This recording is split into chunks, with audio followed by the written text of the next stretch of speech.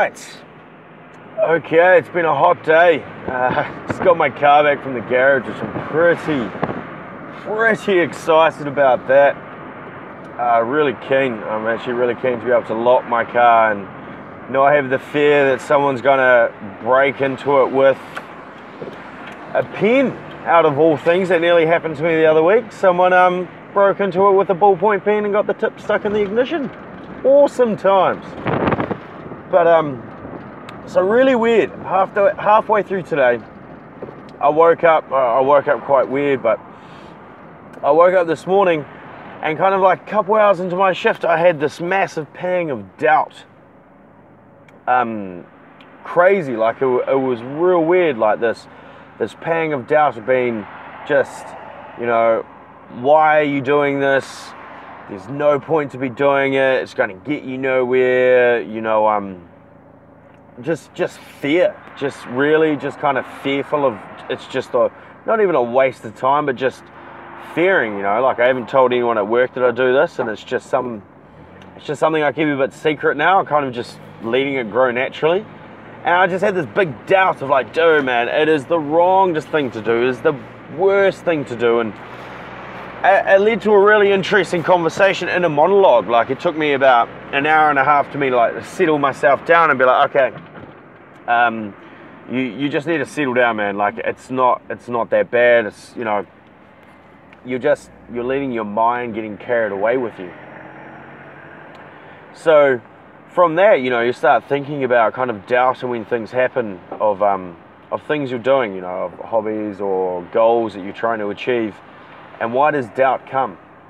And in some way for me at that time, like it was a fear of, the fear of failing, the fear of wasting my time, the fear that someone would watch it and be like, this is the most stupidest shit in the world, the fear of judgment.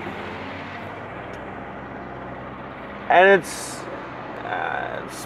maybe it's a legit fear, but it's not a legit feeling. Like it's all about your mind in a sense of like keeping tame and control of it, and being able to recognize when your mind goes away on you and it doesn't do anything helpful. It just scares the shit out of you and it fearmongers you into doing things. And there was a few things I'd listened to there that kind of helped me, and it's one of the reasons why I'm kind of starting to do this. And that was the idea that, and one of the speeches I was listening to, the guy was talking about depression and how he was talking about, when you're in the depression, you don't think that anyone else feels like you and that you're the only one. But the truth is that there's more of, like, a lot of people feel this. You're not the only one in this sense. You're not the only person going through this problem. And when this hits, when this doubt sensation hit, set to settle down and be like, I'm not the only one going through these things. Like I'm not the only one going, there must be more to it. I've been dealt an interesting hand at the moment. It's not exactly what I wanted, but it's my choice to make the most of it, to let it rule me, to let it crush me into nothing, and to let it ruin what I'm trying to do. And that's up to me. So there's kind of that part of it. It's not as bad as depression, I would say, but to remember that whatever goes on, someone else has been going through it.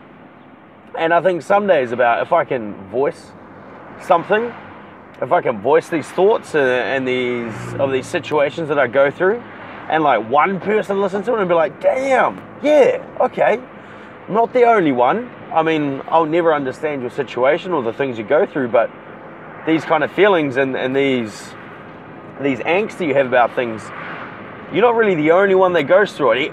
Everyone goes through it, No one's singular on that. Like it's just common in a sense. Once you start trying to achieve something different, something further, something out of your grasp, because the idea is that if you start thinking of it as everyone has something great in them, you have something great in yourself, you have a skill that you need to share with the world. And when you take that on board and you take it to heart, and you really take it to heart, then you're like, well, I'm great. I have a skill to share. So what's the skill? What can I do? how am I going to do it? Where is it going to happen? How's it going to happen? And then you start holding yourself up to this high, massive standard. And then after a while, when it gets hard, when it gets tough, you get these doubts creep in, go, nah, you're all fucking shit. Nah, this is the worst thing you can be doing. You don't know what you're doing. You shouldn't be doing this. It's, you know, it just kind of crushes you. And then the more you evolve on this path of wanting to improve what you're trying to do at this time, you start understanding that your mind is your biggest enemy. It isn't your boss. It isn't your girlfriend. It isn't your friends. It isn't your shit next door neighbor that won't shut the fuck up. It's none of these things. By the way, I have a really nice next door neighbor. Just saying, he's really nice. I do like him. It's your mind which is your greatest enemy. It's your mind that you never get taught about how to control it. You never get taught how to control it, or what to do with it, or even how to train it, or that you get taught nothing. It's just there, and you like just let it rule the roost and control me and do whatever the fuck it wants to do. Yeah, but then the next point beyond that is that today I had to listen to a few things. There was the Mulligan Brothers. I've got them on a subscription. I'll start linking some of these shows to my channels, just so these things, like, it's been 4 years I've been listening to this stuff. Like, you know, I'm 29 at the moment. When I was 22, I started listening to it without knowing what was going on. All I had was like a granule of sand of belief that it could be better. That was all. That was it. And I just started listening to these things, and, you know, I did a year or so hard out, and then I dropped off it, and then I dropped in, and I dropped out, I dropped in. And just recently, like, I will listen to this stuff for 6 hours straight during the day, with the only reason that whatever you listen to, it will subliminally insert itself. It will insert itself subliminally into you without you wanting to do. It's what they kind of tell you. Whatever you read, whatever you listen to, whatever you do becomes part of you. So I was thinking, if I just start listening to this stuff hard out, and I won't know what to do, but if I start listening to it hard out, the way that I formulate my decisions and the way that I start doing things will change, and they'll start changing towards these emphasis, because this is the knowledge that I'm kind of just cramming it in, man, just cramming it in. I'll be like, I'm going to starve you for any other stimulus and just give you this, so you've got no choice but to take it on. And then coming from that, and there was a good point made today that I really enjoyed. It was the point that when it gets hard and things and the doubt creeps in and the fear creeps in, the point is that you got to control your mind, but it's not your mind that helps you defeat it, it's your heart. Now, if you start doing things from kind of your heart point, you'll find a reason why you don't want to do it. It'll be right there. You'll find a reason why you shouldn't give up, why you shouldn't let it go, why you should continue running the extra 500 meters, why you should be doing this. It'll give you the strength to keep on going. Whereas your mind's a bit of a floozy sometimes, man. It makes weird situations, it makes weird choices. It just doesn't really stick to one path. It just goes on. And it just chooses whatever it wants to do, and you have to just rein it in and keep it in control. But I really like that. I really like that it was your heart. And by doing things kind of heartful in a choice situation, that when it gets hard, you don't need to worry about it. You'll always do it. You'll always stick it out. You'll find a way to burden it. You'll find a way to hold the burden. You'll find a way to push through that barrier. And then, as they always say, as they've been hearing a lot, the more it hurts, the better the rewards. You know, it's not easy. I don't know if anyone else is on that kind of that interesting journey of being like, man, is this all that life has to offer? I want more. You know, I want to be more than this. Why can't I be more? Why does everyone around me saying you have to be average and mediocre and standard? You know, when did that kind of come into play? That standardity and that averageness is just what you should aim for. I mean, why should you just aim for that? Why? And then some days I've heard it a lot. They're like, you're too big for Napier, man. I mean, fuck that, man. You're not too big for Napier. Napier has some amazing people here, man. You've got some really smart people. You wouldn't even know they exist because they keep themselves quiet. They don't showcase themselves. They're just really chill and they're just quiet. But there's some good things here. I don't think anyone's too big for anything. You just have to find what to do. And if you're too big, then leave for a couple months, come back. Don't operate in normal society. If that's their intellect and their kind of buzz, then don't do it. Don't habitat in that same environment.